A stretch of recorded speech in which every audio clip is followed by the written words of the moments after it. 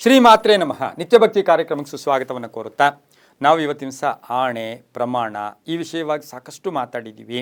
ನಾವು ದೇವಸ್ಥಾನಗಳಲ್ಲಿ ಹೋಗಿ ಆಣೆ ಮಾಡತಕ್ಕಂಥದ್ದು, ಅಥವಾ ಯಾರೋ ಮೋಸ ಮಾಡಿದ್ದಾರೆ, ಅಥವಾ ಯಾರೋ ತೊಂದರೆ ಕೊಟ್ಟಿದ್ದಾರೆ, ಅಥವಾ ನಮಗೆ ಯಾರೋ ಅನುಮಾನಿಸ್ತಾ ಇದ್ದಾರೆ, ಇದಕ್ಕೆಲ್ಲ ನಾವು ಹೋಗಿ ದೇವಾಲಯಗಳಲ್ಲಿ ಆಣೆಗಳು ಮಾಡೋಕ್ಕೆ ಎಷ್ಟೋ ಜನ ಈಗಲೂ ಕೂಡ ರಾಜಕೀಯ ವ್ಯಕ್ತಿಗಳು ತಮಗೆಲ್ಲರಿಗೂ ಗೊತ್ತಿರೋ ಹಾಗೆ ಧರ್ಮಸ್ಥಳಕ್ಕೆ ಬನ್ನಿ, ಚಾಮುಂಡಿ ದೇವಸ್ಥಾನಕ್ಕೆ ಬನ್ನಿ, ತಿರುಪತಿಗೆ ಬನ್ನಿ, ಈ ರೀತಿ ಎಲ್ಲ ಹೇಳ್ತಾ ಇರ್ತಾರೆ. ಆದರೆ ಇವತ್ತಿನ ದಿವಸ ಇದಕ್ಕೆಲ್ಲಕ್ಕಂತ ಮಿಗಿಲಾಗಿ ಸಾಮಾನ್ಯ ಜನರು ನಾವು ಇವತ್ತೇನು ಮಾಡ್ತೀವಿ, ಸ್ನೇಹಿತರ ಜೊತೆ ಇರ್ಬೋದು, ಬಂಧುಗಳ ಜೊತೆ ಇರ್ಬೋದು, ಗಂಡ ಹೆಂಡತಿಗಿರ್ಬೋದು, ಹೆಂಡತಿ ಗಂಡನಿಗಿರ್ಬೋದು, ಮಕ್ಕಳಿಗಿರ್ಬೋದು, ಮಕ್ಕಳ ತಂದೆಗಿರ್ಬೋದು, ಸ್ನೇಹಿತರಿರ್ಬೋದು, ಎಲ್ಲರೂ ಕೂಡ ಸಮಾಜದಲ್ಲಿ ಇವತ್ತಿನ ಸಹ ಆಣೆ ಪ್ರಮಾಣಗಳ ಮಹತ್ವ, ಸಮಾಜದಲ್ಲಿ ಆಣೆಯ ಪ್ರಮಾಣ. ನಾವು ಏನೋ ಮಾತಾಡ್ತಾ ಇರ್ತೀವಿ, ದೇವರಾಣೆ ಕಣಯ ಅಂದ್ಬಿಡ್ತೀವಿ. ತಕ್ಷಣ ನಮ್ಮ ಕುಲದೇವರಾಣೆಗೂ, ನನ್ನ ಮಕ್ಕಳ ಆಣೆಗೂ, ನಮ್ಮ ಹೆಂಡತಿ ಆಣೆ ಅಥವಾ ನಮ್ಮ ತಾಯಿ ಆಣೆ ಇವೆಲ್ಲ ಹೇಳ್ತಾ ಇರ್ತೀವಲ್ವ, ಇದರ ಮಹತ್ವ ಏನು, ಇದು ಏನಾಗುತ್ತೆ ಇವತ್ತು ದಿವಸ ತಿಳ್ಕೊಬೇಕು. ತಕ್ಷಣ ಹೇಳ್ಬಿಡ್ತೀವಿ ಕಾರ್ಯವಾಸಿ, ನಾವು ಕಾರ್ಯವನ್ನು ತಕ್ಷಣ ಆ ಕಾರ್ಯ ಜಯಿಸ್ಕೋಬೇಕು ಅಂತ ಆಣೆ ಇಡ್ತಕ್ಕಂಥದ್ದು. ಹಾಗೆ ದೃಢೀಕರಿಸ್ಕೊಳ್ಳೋಕ್ಕೆ ನಾನು ನಿಜವಾಗಿದ್ದೀನಿ, ನಾನು ಕರೆಕ್ಟಾಗಿದ್ದೀನಿ, ನಾನು ಪರ್ಫೆಕ್ಟಾಗಿದ್ದೀನಿ ಅಂತಕ್ಕಂಥದ್ದನ್ನು ಪ್ರೂವ್ ಮಾಡ್ಕೊಳ್ಳೋಕ್ಕೆ ನಾವು ಆಣೆ ಇಟ್ಬಿಡ್ತೀವಿ. ಇವತ್ತು ನಿಮಗೆ ಗೊತ್ತು, ಅಶ್ವಿನಿ ದೇವತೆಗಳಿರ್ತಾರೆ, ತಥಾಸ್ತು ದೇವತೆಗಳಿರ್ತಾರೆ. ನಾವೇನಾದರೂ ಮಾತಾಡಿದಾಗ ಅದು ಸತ್ಯವಾಗಿದ್ದರೆ ಏನಾಗುತ್ತೆ, ಮೋಸ ಇದ್ದರೆ ಏನಾಗುತ್ತೆ ಅಂತಕ್ಕಂಥದ್ದನ್ನು ಇವತ್ತಿನ ದಿವಸ ನಾವು ತಿಳ್ಕೊಬೇಕಾಗಿರುತ್ತೆ. ಇವತ್ತು ನಾವು ದೈವ ಭೀತಿ, ಹಿಂದೆ ನಮಗೆ ದೈವ ಭೀತಿ ಇತ್ತು. ಕೃತಯುಗ, ತ್ರೇತಾಯುಗ, ದ್ವಾಪರ ಯುಗದಲ್ಲಿ ದೈವ ಭೀತಿ. ದೇವರಿದ್ದಾನಪ್ಪ, ದೇವ್ರ ಮುಂದೆ ಎಲ್ಲ ಕಡೆ ಇದ್ದಾನೆ, ಸರ್ವಾಂತರ್ಯಾಮಿ, ಸರ್ವವ್ಯಾಪಿ, ಸರ್ವಶಕ್ತ. ನಾವು ಏನಾದರೂ ಅಂದ್ಬಿಟ್ರೆ ದೇವ್ರು ತಿಳ್ಕೊತಾನೆ, ಕೇಳ್ಕೊತಾನೆ. ಆದರೆ ಇವತ್ತಿನ ದಿವಸ ದೈವ ಭೀತಿ ಕಡಿಮೆ ಆಗ್ತಾ ಇದೆ, ಮಾತಾಪಿತೃಗಳ ಭೀತಿ ಕಡಿಮೆ ಆಗ್ತಾ ಇದೆ, ಸಮಾಜದ ಭೀತಿ ಕಡಿಮೆ ಆಗ್ತಾ ಇದೆ, ಪ್ರಾಣದ ಭೀತಿ ಕಡಿಮೆ ಆಗ್ತಾ ಇದೆ. ನಾನು ಇನ್ನೇನು ಒಂದು ಗಂಟೆಗೆ ಸತ್ತೋದ್ರೂ ಸಾಕಪ್ಪ ಅಂದ್ಬಿಡ್ತಾರೆ ಕೆಲವು. ಆ ಥರ ಅನ್ಬಾರ್ದು. ದೇವ್ರು ಕೊಟ್ಟಿರೋ ದೇಹ 120 ವರ್ಷ ಬದುಕಬೇಕು ಅಂತ ಚಾಲೆಂಜ್ ಮಾಡಬೇಕು ನಾವು.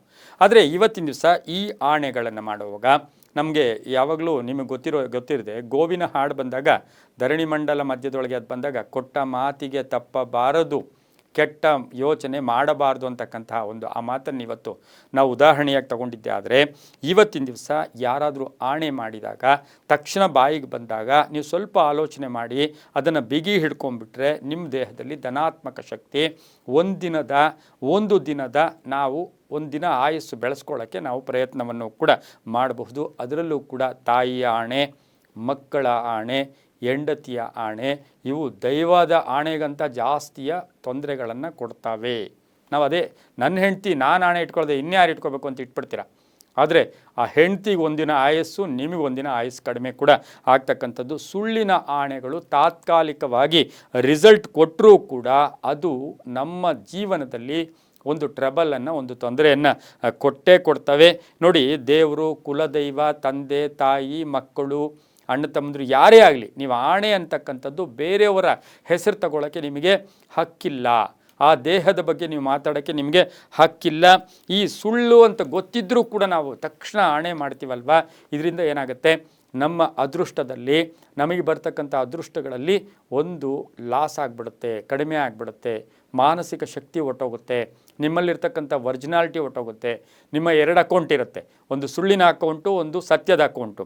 ಸತ್ಯದ ಅಕೌಂಟನ್ನು ನಾವು ಬೆಳೆಸ್ಕೋಬೇಕು, ಸುಳ್ಳಿನ ಅಕೌಂಟನ್ನು ಅಳಿಸ್ಕೋಬೇಕು. ಈ ರೀತಿ ಮಾಡಿಕೊಂಡಾಗ ಸಮಾಜ ಚೆನ್ನಾಗಿರುತ್ತೆ, ಜೀವನ ಚೆನ್ನಾಗಿರುತ್ತೆ. ಆಕಸ್ಮಿಕ ಪರಿವರ್ತನೆಗಳು ಪ್ರತಿಯೊಂದು ಕೂಡ ಇವತ್ತಿನ ದಿವಸ ಕಲಿಯುಗದಲ್ಲಿ ಒಂದು ತಿಳ್ಕೊಳ್ಳಿ, ಬಲಗೈಯಲ್ಲಿ ಏನು ಮಾಡಿದ್ರೂ ಕೂಡ ಎಡಗೈಯಲ್ಲಿ ಫಲ ಬರುತ್ತೆ, ಎಡಗೈಯಲ್ಲಿ ಏನು ಮಾಡಿದ್ರೂ ಕೂಡ ಬಲಗೈಯಲ್ಲಿ ಫಲ ಬರುತ್ತೆ ಅಂತ ಹೇಳ್ತಾ ನಾವು ಆಣೆ ಪ್ರಮಾಣಗಳನ್ನು ಸಮಾಜದಲ್ಲಿ, ಸೊಸೈಟಿಯಲ್ಲಿ, ಉದ್ಯೋಗದಲ್ಲಿ ಎಲ್ಲೂ ಮಾಡಬಾರ್ದು. ಸತ್ಯನೇ ಹೇಳಕ್ಕೆ ಹೋಗ್ಬೇಕು. ಆದಷ್ಟು ಇಲ್ಲಪ್ಪ ಸ್ವಲ್ಪ ಇರಿ, ನಾನು ತೋರಿಸ್ತೀನಿ, ನಾನು ಪ್ರೂವ್ ಮಾಡ್ತೀನಪ್ಪ, ನಾನು ಹೇಳ್ತೀನಿ, ಸ್ವಲ್ಪ ತಡ್ಕೊಳ್ಳಿ, ತಾಳ್ಮೆಯಿಂದ ಇರಿ. ಈ ರೀತಿ ಒಂದು ಸ್ವಲ್ಪ ನೀವು ಅದನ್ನು ಪೋಸ್ಟ್ಪೋನ್ ಮಾಡ್ಕೊಂಡಿದ್ದೆ ಆದರೆ ತುಂಬಾ ಒಳ್ಳೆಯದಾಗುತ್ತೆ ಅಂತ ಹೇಳ್ತಾ ಸರ್ವೇ ಜನ ಸುಖಿನೋ ಭವಂತು, ಸಮಸ್ತ ಸನ್ಮಂಗಳಾನಿ ಭವಂತು.